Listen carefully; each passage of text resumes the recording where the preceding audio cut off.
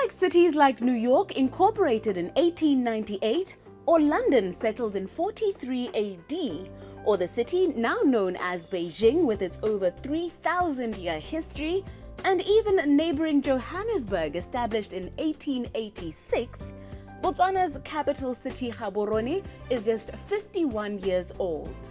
At 169 square kilometers and home to a tenth of the total population of Botswana, the city also caters to almost half of the country's citizens who live in a 100-kilometer radius of this economic hub. Our research shows that Gaborone is, however, one of the fastest growing cities in the world, having been founded with just 3,855 inhabitants in 1964. 20 years ago, that number had grown to over 130,000, and as at 2011, it was at 231,626, according to the 2011 census.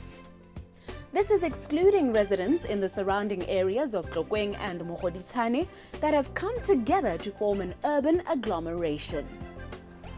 As the capital city, it is the first point of reference for most potential investors and visitors alike, and therefore services such as drainage, waste management, the maintenance of road and street lights and others take on an added importance, that of branding the country.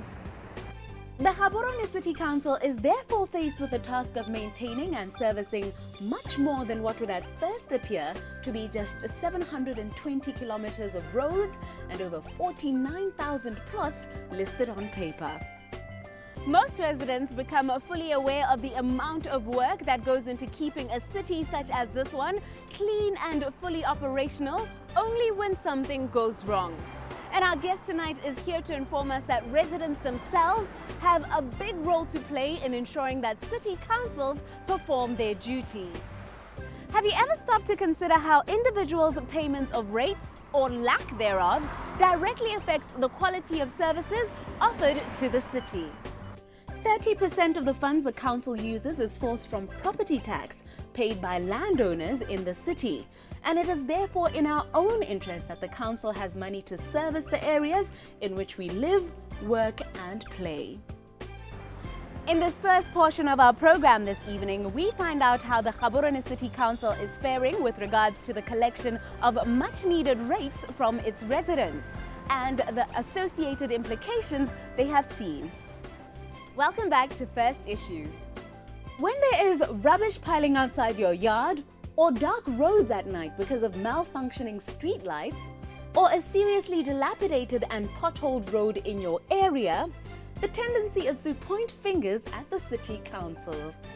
However, our guest this evening says Gaborone's over 200,000 residents, especially land and property owners who are responsible for paying property tax or rates to the council, should consider their contribution to the maintenance of the city. To explain a little further, Gaborone City Council Clerk Mpomate joins us now and begins by telling us exactly what rates are.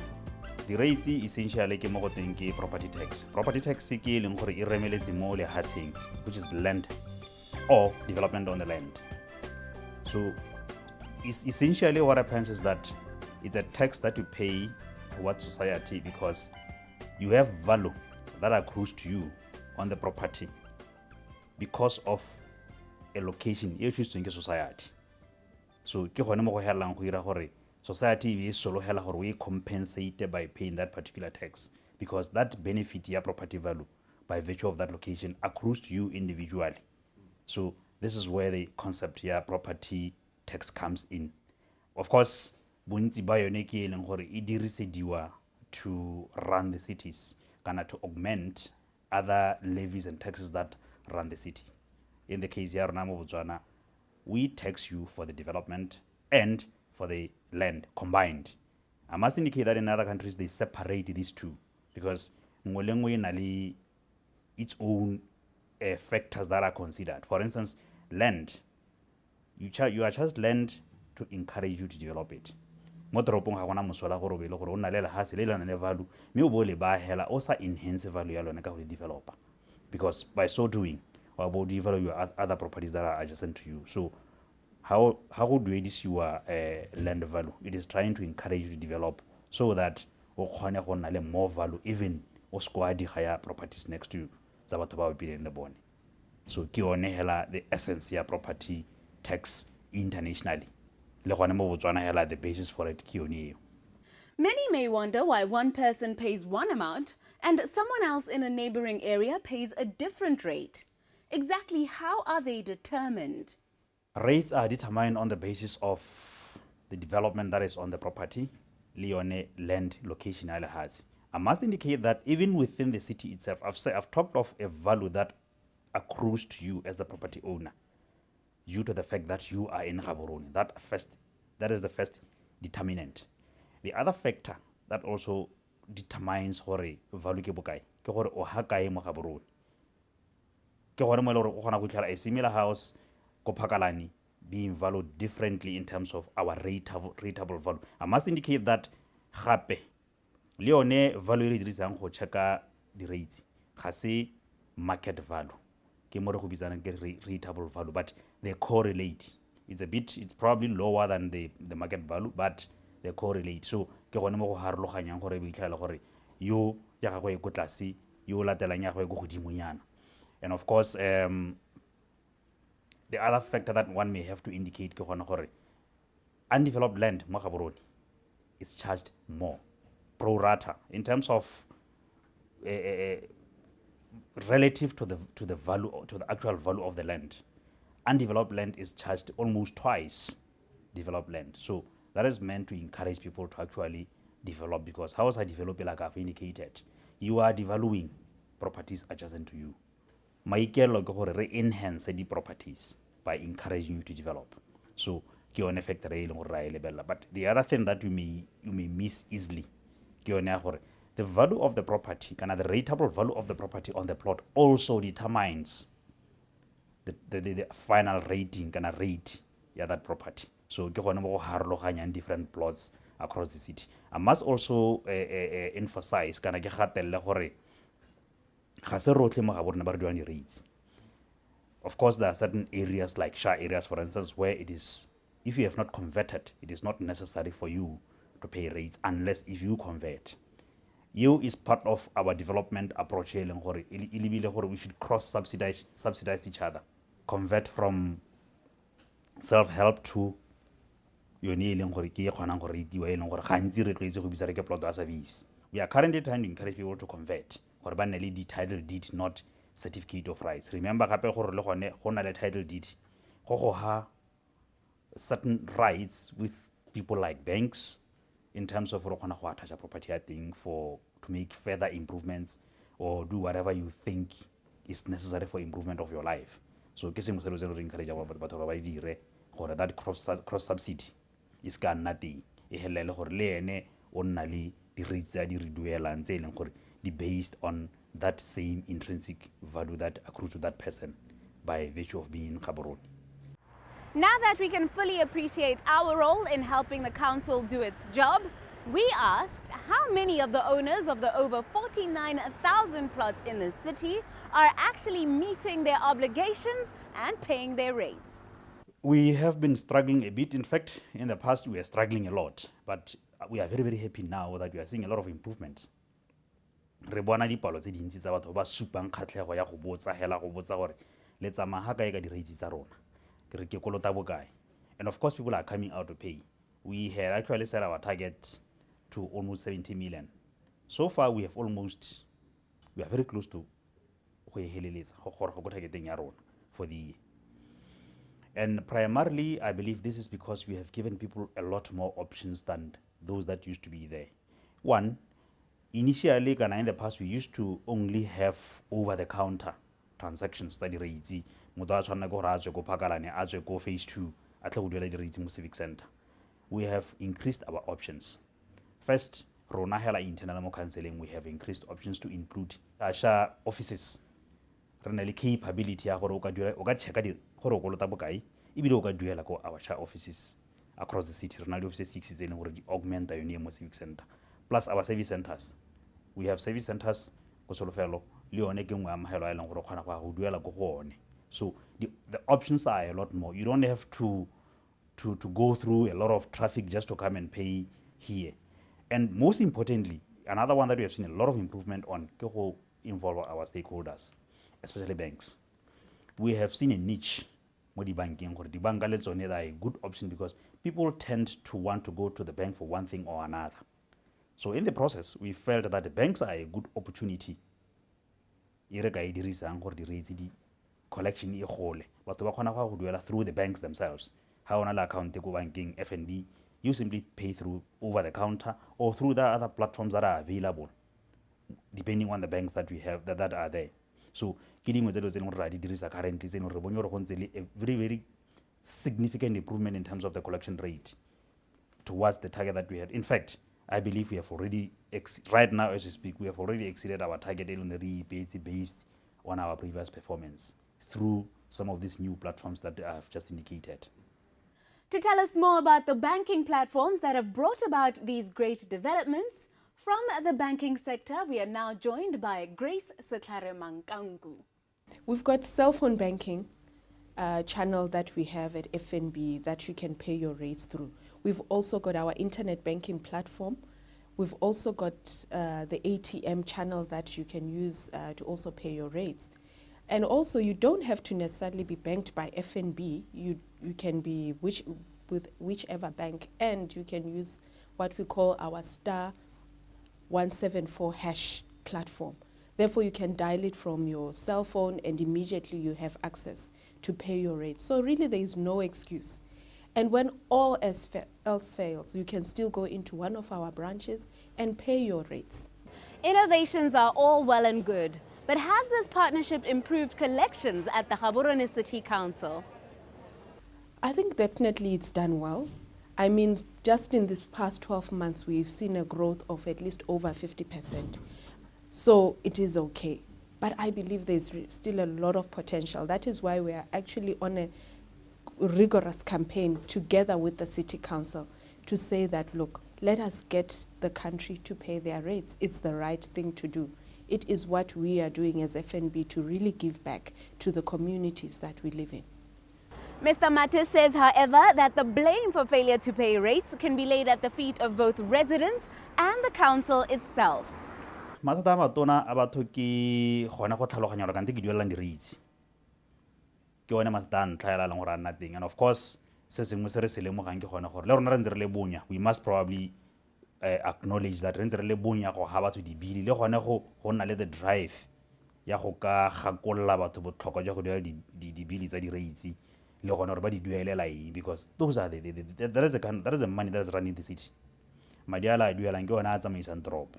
Ke a itse gore go na le other monies that we get from other sources like government, but mehela is a very significant contribution towards running of the city, looking at the fact that currently almost 30% or so of our running expenses, we get that from the rates. Some have said they wonder what exactly they're paying for when they receive poor services. But an improvement in the payment of rates should result in improved services and infrastructure. Primarily because of these things, if we were all paying, because like I've indicated, we've got a very huge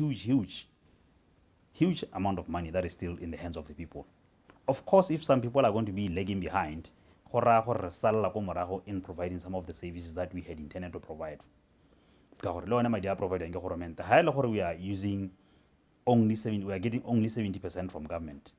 The rest is Batswani. And about 10% of the people, it means that and gradually as it builds up, infrastructure because it basically means that we are pushing the backlog. Infrastructure in so with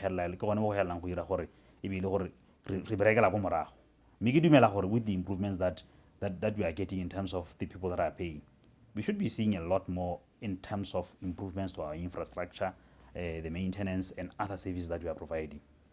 To conclude this segment, our guest details the changes and developments residents can expect to see in their relationship with the Gaborone City Council.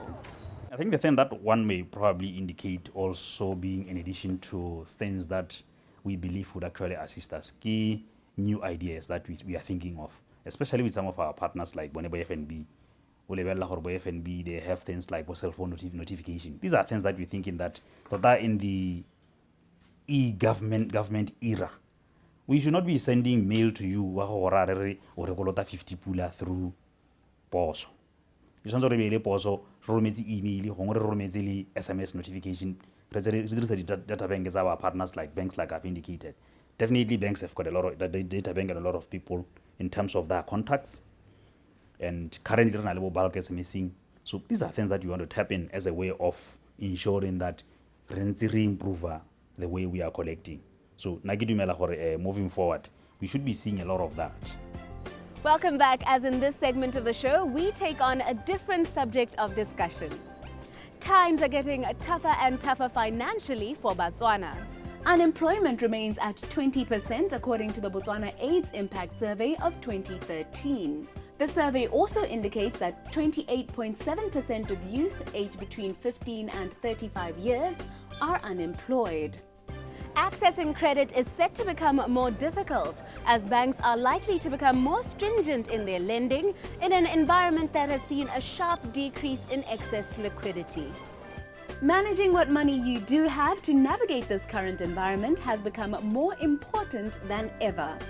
Therefore, in this portion of our program, we sit down with an expert who has been in the financial services industry for decades to better equip our viewers with the principles of effective financial management.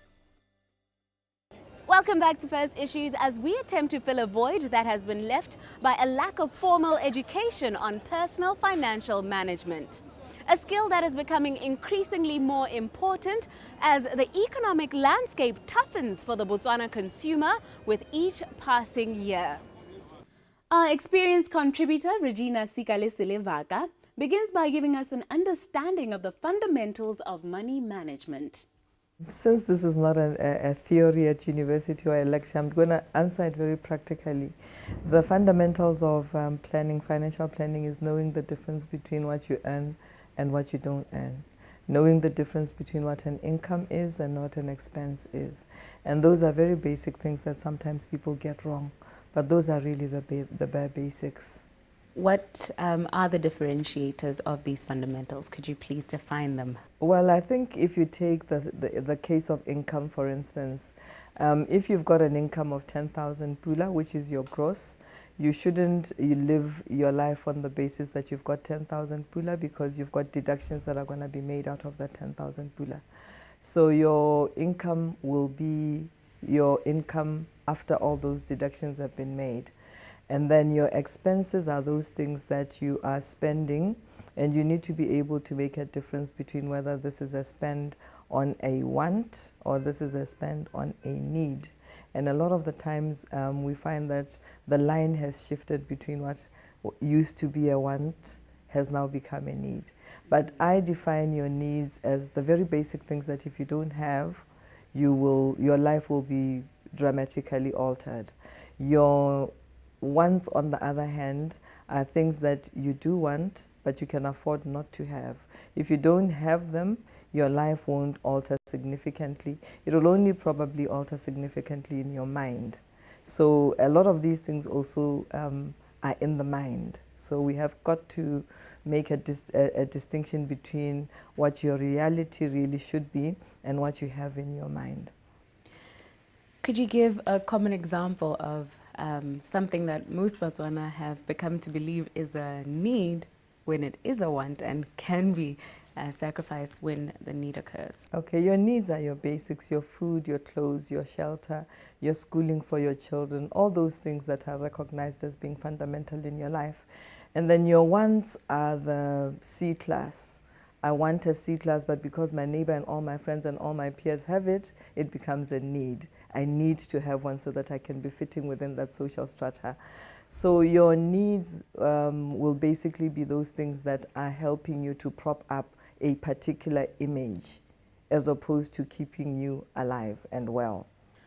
What should somebody in their 20s be concerning with themselves with financially with regards to laying a sound financial future for themselves? I think when you are in your 20s, that's when when you have the least responsibilities. So that's when you can actually afford to do the things that you should be doing. But when you are in your 20s, thinking about the future is the last thing on your mind. You are thinking about the here now. But people in their 20s should really be looking at futuristic investments. They should be looking at acquiring a house. They should be looking at acquiring an investment plan. They should be looking at getting a pension plan, because they're not going to be young forever, and they're not going to be without these responsibilities forever. So the sooner you start off, the better it is in terms of making those investments. But I think that a lot of the times when you are in your 20s, that is not how your mind is set. When you look at what is happening in society now, I think it's more important for the person in their 20s to actually start saving and buying their house and acquiring assets. It's far more important than it was during our time. I always like to say that when I left university, the options were limitless. I had 4 jobs that I could choose from. There are people in their 20s now who've been waiting for 4 years to get a job. And the one thing that is certain is that none of us knows when we're going to die.